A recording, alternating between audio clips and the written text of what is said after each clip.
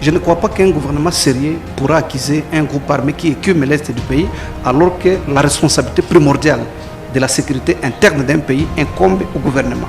Donc pour moi, accuser qui que ce soit, tant que c'est le gouvernement qui est l'acteur principal pour la sécurité de tous les Congolais et tous les étrangers qui vivent dans les sols congolais, ce n'est pas un motif d'excuse pour moi.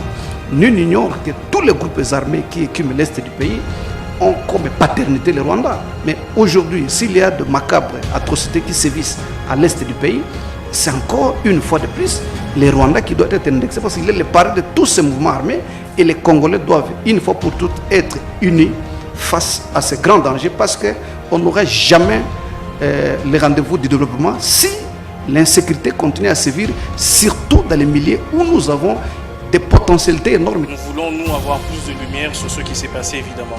Mais vous savez, cette tragédie met en lumière une tragédie encore plus grande, celle de nos populations qui vivent à l'est du pays, que ce soit au nord ou au sud Kivu, en Ituri, qui sont malheureusement les victimes quotidiennes des groupes armés qui sont aujourd'hui en train de piluler à l'est de notre pays. On compte à peu près une centaine qui malheureusement utilisent des bases arrières que nous connaissons. Si en 2018 la situation était gérable, là nous sommes en train aujourd'hui d'atteindre le paroxysme des violences avec les conséquences que nous connaissons. Aujourd'hui, comme l'a dit Joseph Kabila à l'époque, nous étions face à un mimétisme de la communauté internationale, mais avec cette tragédie, la communauté internationale, qu'elle soit la communauté européenne, américaine et même africaine, comprend que ce qui se passe à l'est du pays n'est pas encore fini.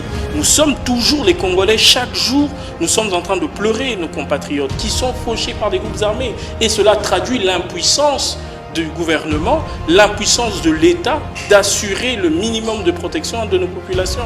Dans le zus fonctionnel des diplomates accrédités en RDC, ils ont l'opportunité et l'élégance de faire tout et d'être partout, à tout moment. Ils se sont enracinés à un type de fonctionnement auquel même les ambassadeurs congolais à l'étranger n'ont pas d'habitude ce genre de capacité. Mais nous regrettons la mort, mais c'est interpellateur, ça nous interpelle. Est-ce que faut-il méditer cette mort en termes d'interpellation de la société internationale? Parce que le vrai problème, maître, c'est les multinationales qui sont impliquées dans les minéraux du sang.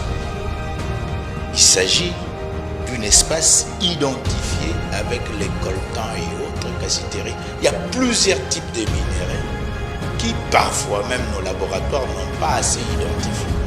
Et vous savez, là où il y a les minéraux, il y a le sang. Il y a des businessmen.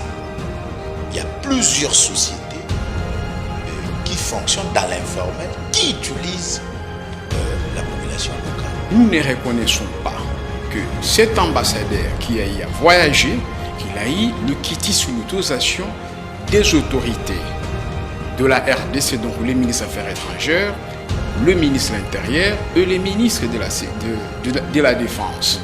Et sur ces, le gouvernement congolais, en dépit de cette situation, n'a pas été indifférent. Pas longtemps, le président de la République venait de recadrer après une réunion de sécurité.